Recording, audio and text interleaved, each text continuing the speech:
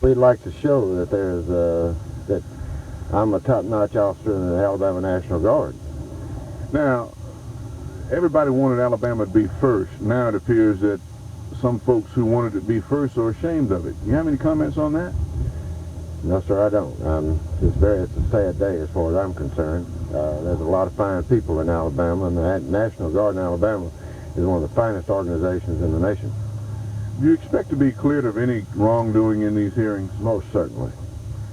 Are you a scapegoat in these things?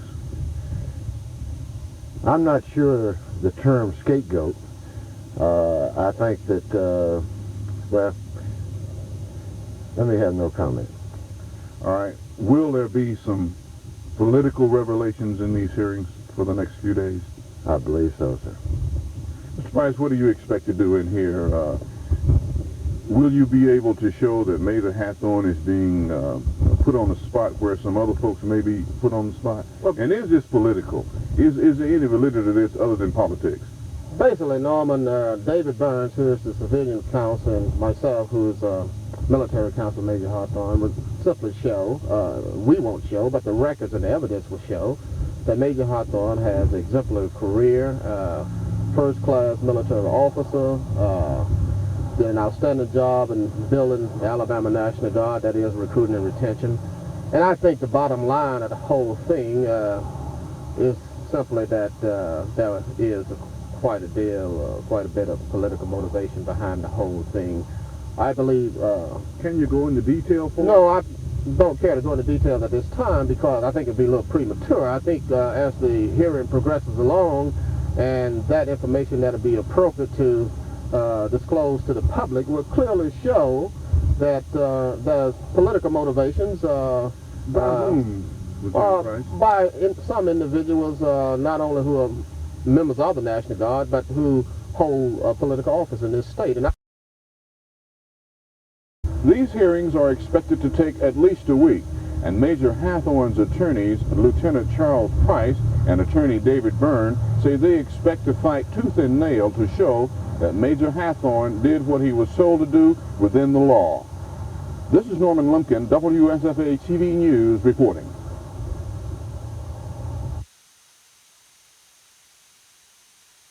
What about the alleged deal that was made between Ivan Smith and you, that he would serve until you were ready? Or well, there's no, I don't know where you used the term deal. There was no allegedly deal. Of course, the news media used the term deal trying to imply something nasty about it. There's no deal, George. It's simply the gentleman came to me. I was in the position. I had been legally confirmed by the Senate of Alabama. No one could remove me from the position. And as far as the federal recognition, all I had to do was stay there, and I would have got the federal recognition. But in order to try to help Ivan Smith out, who came to me, wanted up and out, I agreed to step aside temporarily so that Ivan could get his promotion and get out of the Guard. This is done periodically. We have several instances where colonels will come up and get promoted, lieutenant colonel gets promoted to bird colonel, and before he's promoted, he signs a letter resigning after he gets federal recognition. So this is done in the military periodically. You're saying this is just routine then, that there was nothing exceptional to what took place between? There's nothing exceptional. I'm aware of politics. I've demanded the information in writing, and because I did not have to step aside, no one could force me to step aside.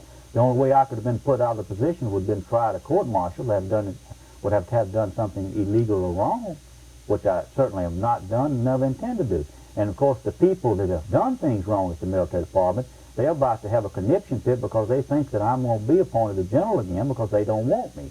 So they're using Ivan Smith and using this to cover up in a camouflage when y'all really ought to be out there covering the trial and not worried about my promotion. You ought to be out there covering the testimony of what's being brought out against these people. And all this is to take the heat off of them. Fred Jones has done nothing wrong. The people out there that's on trial are the ones that have done something wrong in the military department. And where it cost me a generalship or anything else, I could have got my federal recognition right off, I believe, if I'd have played footsie with the people in the military department and gone along with it and just looked the other way while this stuff was going on.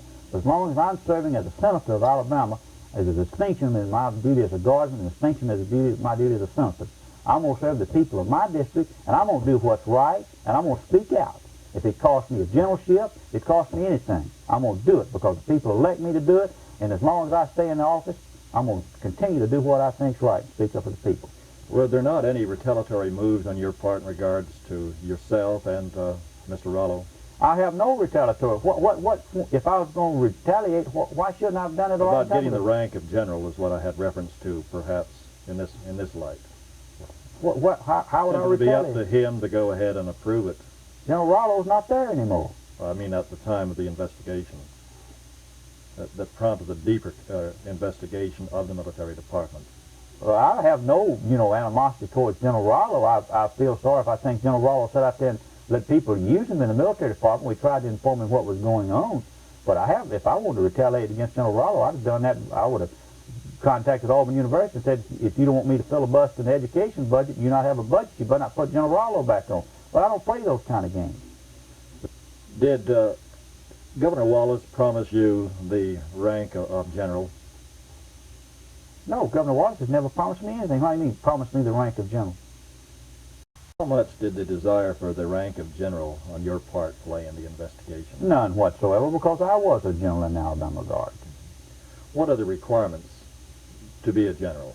You have to be a general in the Alabama Guard, you have to have completed commanding staff college, which I had done. What about time and grade? Did you or do you now have the time and grade to be a general in the Guard? There's no prerequisite for the Code of Alabama requiring any time and grade for a general officer in the Alabama Guard. And I will have met this prerequisite shortly as far as the time and grade, as far as federal recognition is concerned.